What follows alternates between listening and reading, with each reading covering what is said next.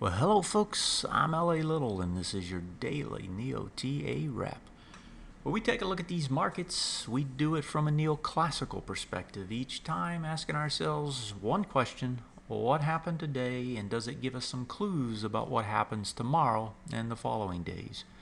I do this show 4 times a week, every Monday through Thursday. It's broadcast at or before 10 o'clock Eastern Time, archived on YouTube under the channel L.A. Little. If you subscribe, anytime I push content, you'll be notified.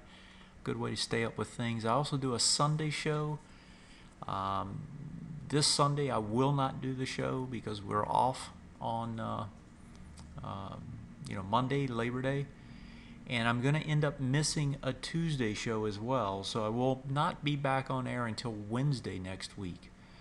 As far as today, what happened, let's take a look at the numbers here. We had, it was a mixed day by the end of the day. We actually had that push up, I think last night. We didn't have a lot of confidence in what signals we were getting, but it looked like there was a little bit of bias to the top side. It did get the early push, but then gave it up and ended up mixed. Elsewhere, you had the dollar strong. That was off of a weak euro, off of Draghi saying that he'll basically do whatever it takes again, and that they stand firm in their commitments to QE. No new surprises out of them, just dovish talk. He's going to do whatever he needs to do is what he keeps telling us. And bonds were up a little bit. Nothing else really big here. Let's look at the charts here. Starting with the dollar. So the dollar is starting to do an ABCD up.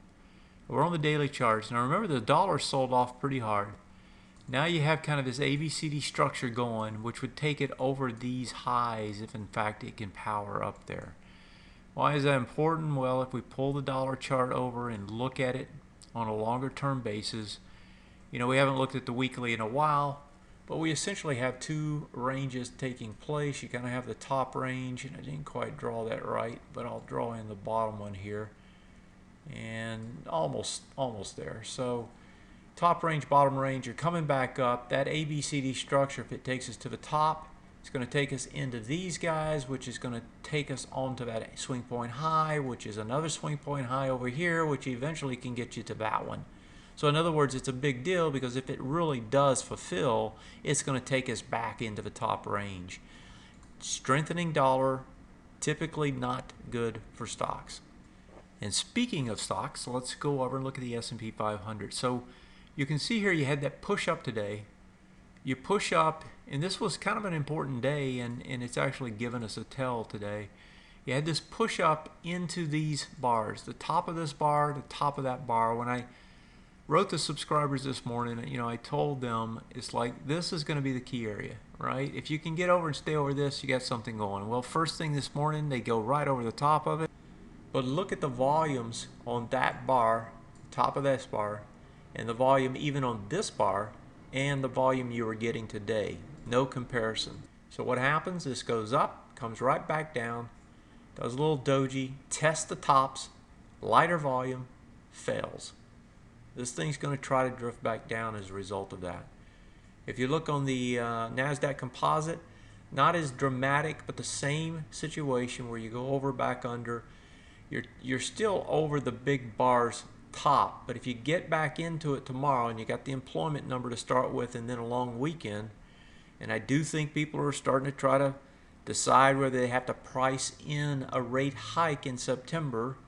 If you do get a strong number, it's probably going to worry people. So maybe that's what's trying to set up here. Certainly the concern is there whether it happens or not. If we look at the small caps still lagging badly. They get over the bar. This is their second attempt to get back over it. We're talking about the high volume low. Gets over it. Well, in this case, it's not the low, but it was the spike down, which has the volume on it. Gets down over it, back under it, underneath yesterday. It's not really a failure here, but it's not supportive of this market going higher. So you have one clear signal today. It's on the S&P 500. You've got some so-so signals on the rest of them, but in general, none of them are saying buy. If we move over to the world stage, where Draghi was doing his thing, we start with the German DAX, where price was pushing up today. You had a nice big gain over there, 2.68%.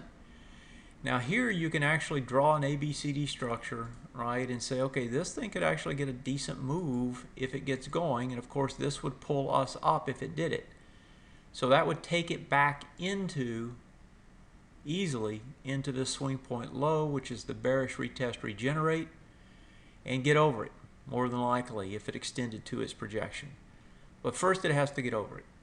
And so the question is will it get over it? And if you look at it, you've actually got one more bar here that's going to be a little bit of a struggle. It's right over that high, that B point. And so tomorrow we'll see how it wants to act as it comes into it. The volumes back here versus the volumes coming into it, not as much. I suspect they're going to taper off tomorrow. And so this is going to be a tough spot to get over that B point tomorrow. If we move over to the CACs, the CACs now has been playing with the swing point low, doing a bearish retest regenerate. That's off this prior low that was broken. It had gotten over it for one bar, back underneath, comes back up, tested again today. You're doing decent volume against it. Let's get the numbers on it on volumes. 1.4 versus 1.3, so you still don't have the volume. And that looks like another failure. I'm looking to see if there's anything else here to tell me. So you're trying to get over the B point, you can't get over it. You're trying to get over the bearish swing point. It's high, which is the bearish retest, and it doesn't look like it's going to succeed. So even though you got to push up here again today as well, 2.1%, still stuck, still can't get over it, or at least not so far. As we circle around, still looking for clues, I come back to the US markets and I'm looking at the sectors. The IBB, which is the biotechs. Now this had been the sector on the upside. I mean, this was the go-to sector. Extends, extends, extends every time. You finally got a big push down, some serious volume. You got the bounce off of it, right? Now a little bit of a retest. Now you're trying to come back up to do a B point test, and instead this thing turns, comes back down today. Volume expands both times down now, and almost nothing as we're going up in these later bars. This thing's trading very heavy, not looking so good. And if we look at the top of this bar, that was the test again today. So you get under it, you get back over it yesterday, you're back under it tonight. If you stay inside this bar for 2 or 3 bars, and you've only had one here, but if you stay inside it for 2 or 3 bars, this thing's going to try to drift its way back down to the bottom. That bottom's a long way down. That's the IBB. Another one that gave us a signal today was the chips. Now the chips, if you remember, had a big spike down. Volume expands. They set the lows down here on volume. So that push down, now you get the push back up, a little bit move, and look like you're doing an ABCD structure on the way up, but wait, can't get over it, right? Doesn't get over it today. And not only does it not get over it, it pushes back down underneath this bar again. Volume's not there. This looks like a failure to me in this gap area. Doesn't look promising on the SOX. And we can say that about a lot of bars. I'm just going to flip through a few of them. Here's the transportation. What is the transportation doing? Same thing, playing with the B point. Can't stay over it. Comes into a swing point low over here, 142.72. You get into it, test into it. You have less. Well, did it have less volume? It didn't have less volume than that. It had less volume than the breakdown bar. Test into it. You can't stay into it. You come back. These multiple sectors indexes look like this, and in general they're telling us that they're having a hard time going back up. Even the ones that were the strongest, for example the discretionary, this was one of the strongest. It can't even get back to the B point yet. Has no volume. If I looked at this chart and just forgot everything has happened, and I just came into this not knowing what had happened the last 4 years, not knowing that I had a tremendous run to the top side over that period of time, right? Just day after day, week after week, month after month, up, up, up. Forget that. Come back to this chart. What does this chart tell you, ignoring all of that? It tells you there's a whole lot of pain going on for some reason, right? I mean, look at this. This is not a pretty chart. This is not the kind of chart I would want to buy, and most people don't want to buy it, and that's why you're seeing pressure as you come back, as people try to escape that. Looking at it on a weekly, look at where all your buys were. Just look at the number of buys from here up. All of that is underwater. All those buys for 7 months are underwater. And it's not just here, it's across all the sectors, all the indexes, almost all the stocks. If you're underwater, what do? You try to get out from underneath the water. Everybody wants to get even. That's just the rule of thumb. It's just the way people operate. They don't want to lose money. So what do? They sell as soon as it comes back, and they can say, oh, I broke for even, all right? I didn't have to lose. I held in there. I did so good. It went all the way down on me, and I held it, and it came back, and I got out. Well, yeah, that's what everybody likes to do. But there will be a number of those that don't do that, and will be forced out lower if, in fact, this market turns, because the next drop, if it happens, is going to just shake out anybody that bought up here and was unwilling to leave. And if you look at some of these stocks, it's much worse than what these charts look like, because these charts look pretty good comparatively. So coming back to my final thoughts here tonight, before I leave for a long weekend, and again, for those who are coming in late or missed the early message, I won't be doing a show until Wednesday next week. But coming back to this chart, I'm going to show you 3 quadrants, right, that exist on this time frame. And I've been showing this to members. I may have shown it here. I don't remember if I did or not.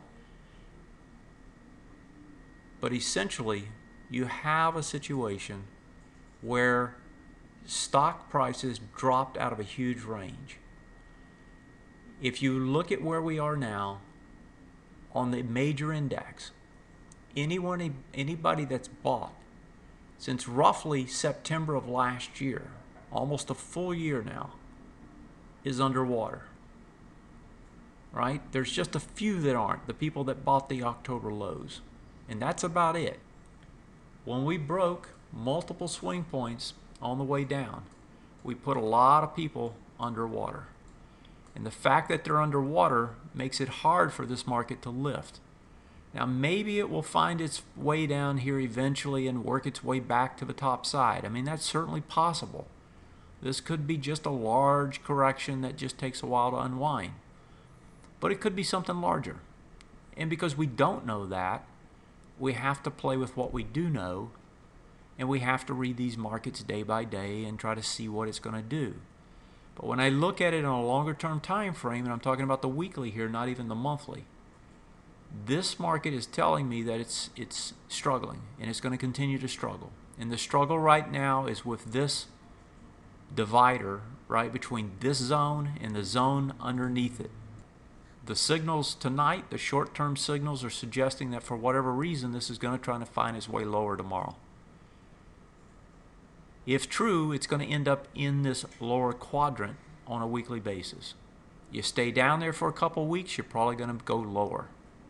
And so if I look at it from that perspective, you know, my ideal here is you better be fairly cautious about what you're doing if you think you're scooping stuff up on the cheap here and it's going to go straight back up, because this market's going to thrash around, if anything. And if it does find its way up, it's going to take it a while. So as far as tomorrow, as far as early next week, Labor Day will be off, but Tuesday will start trading again. It looks to me like this market's going to have some pressure, and then we'll see what it wants to do from there. That's it. Thanks for joining me this week and tonight. If you can, tell a friend, tell 2. I'm LA. This is and was your daily NeoTA wrap. Have a great night, and have yourself a great long weekend. Good night, folks.